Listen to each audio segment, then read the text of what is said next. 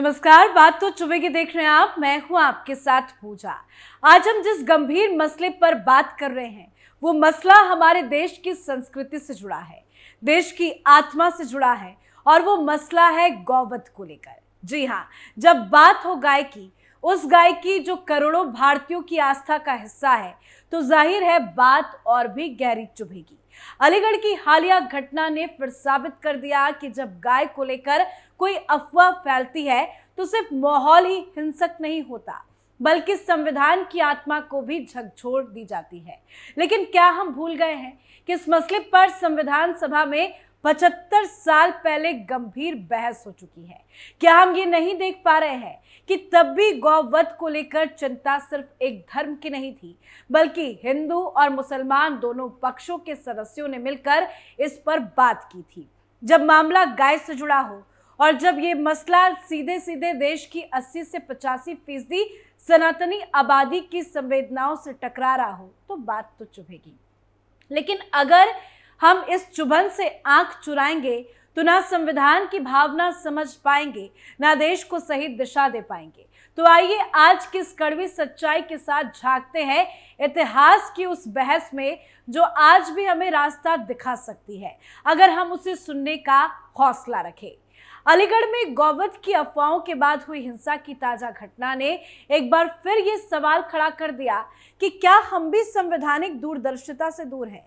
क्या 75 साल पहले संविधान सभा में जो बात कही गई थी उसे सुनने का वक्त अब भी नहीं आया? आज जब समाज फिर से उसी पुराने जख्म को झेल रहा है, ये जरूरी हो गया है कि हम 24 नवंबर 1948 की उस बहस को याद करें जब संविधान सभा में गौवध को लेकर एक ऐसी चर्चा हुई थी जिसने धर्म, राजनीति और राष्ट्रीय एकता तीनों के बीच संतुलन बनाने की कोशिश की थी।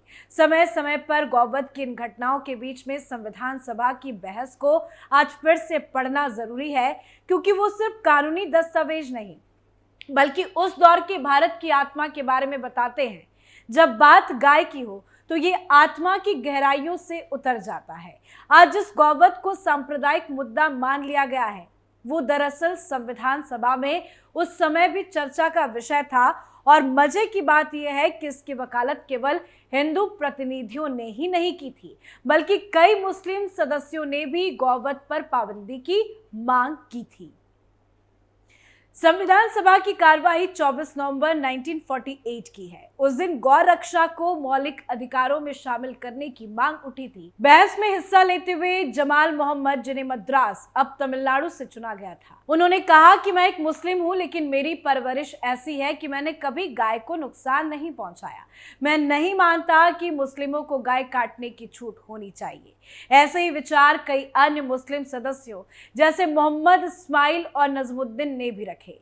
उनके मुताबिक भारत में रहने वाले मुसलमानों को भारत की परंपराओं और बहुसंख्यक समाज की भावनाओं का सम्मान करना चाहिए। तो फिर गौवध पर रोक क्यों नहीं लगी? दरअसल संविधान सभा की प्राथमिकता उस समय भारत के एक साझा राष्ट्रीय चरित्र को गढ़ना था।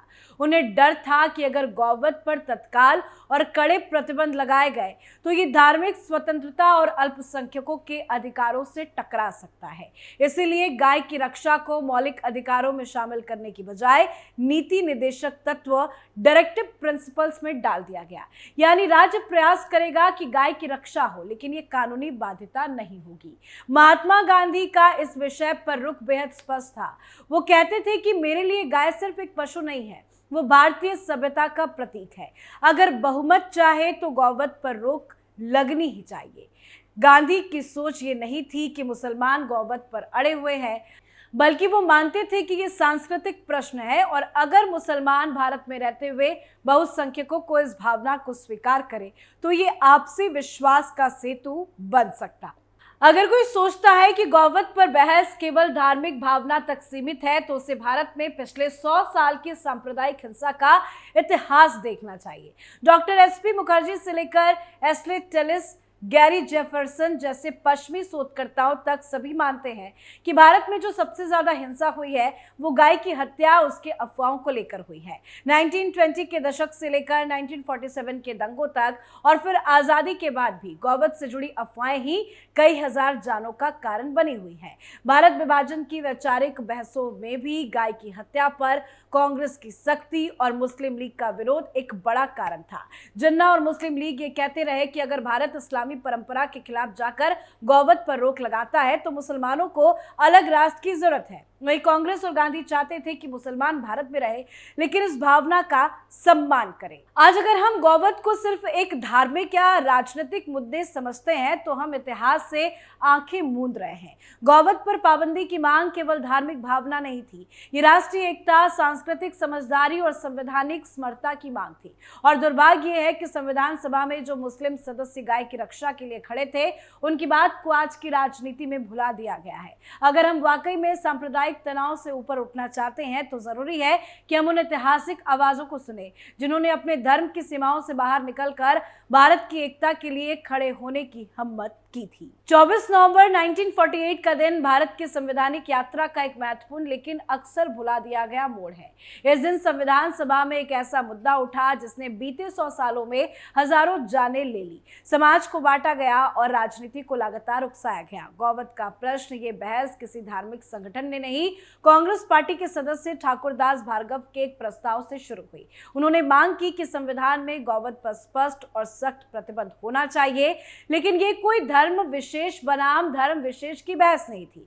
इसे समझना होगा कि जब ये प्रश्न उठा तो भारत धर्मनिरपेक्षता की नींव रख रहा था। एक ऐसा राष्ट्र बन रहा था जो ना तो हिंदू राष्ट्र कहलाना चाहता था, ना मुस्लिम तुष्टीकरण से जुड़ा दिखना चाहता था।